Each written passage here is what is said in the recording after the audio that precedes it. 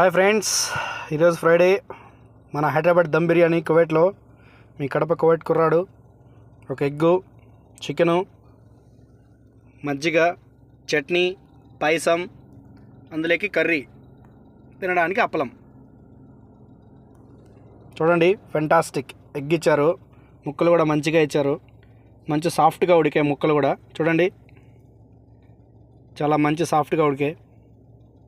ఒకసారి ట్రై చేద్దాం. కొద్దిగా కర్రీ వేసి, వావ్, మంచి కలర్ కూడా చాలా బాగుంది. ట్రై చేద్దాం.